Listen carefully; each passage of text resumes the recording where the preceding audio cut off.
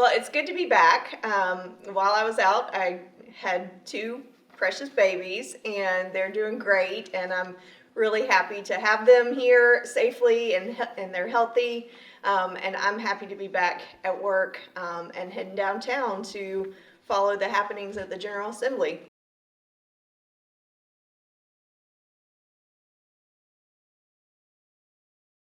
So last week, the General Assembly passed House Bill 67, which is the Encourage Healthy In-Seed Food in Schools Act. That would authorize muscadine juice to be served in public schools and community colleges and universities. That bill now goes on to the Senate for consideration before it can become law.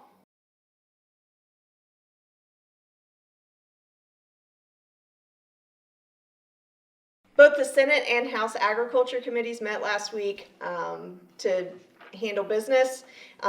They heard several bills that Farm Bureau does not have a position on, but we thought some of our members might have an interest in. In the Senate, the Agriculture Committee authorized the Hall River State Trail. And then it also heard Senate Bill 135, which is registered vet tech modification. And essentially, that bill would prevent unauthorized use of the title registered veterinary technician.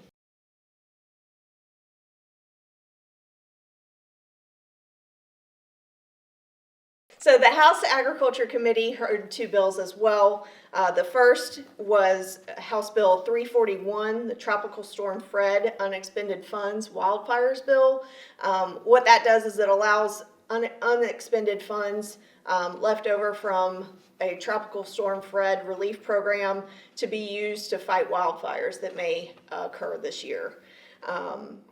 It also heard House Bill 327, which clarifies the definition of a dangerous dog. That bill had some technical questions from committee members, and so the bill sponsor withdrew that bill so that they could work through some of those questions before they moved it on.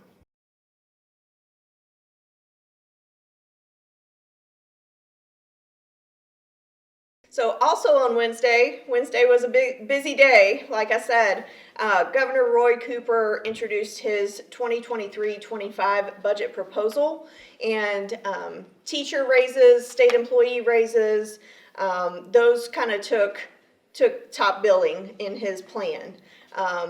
His plan has little chance of actually becoming law. It just kind of sets out his priorities for the coming years and helps to make his wishes known to legislators. So his plan calls for $34 billion in the first year of spending. General Assembly leaders have already agreed to spend no more than $29.7 billion. So that right there shows that there's a discrepancy in the two plans, and that will have to get worked out. The governor's budget would increase public school teacher and principal salaries by 18% over 2 years, and it would increase state employee salaries by 8% over 2 years. It would also scale back the planned corporate and personal income tax cuts that are already written into law from last year's budget.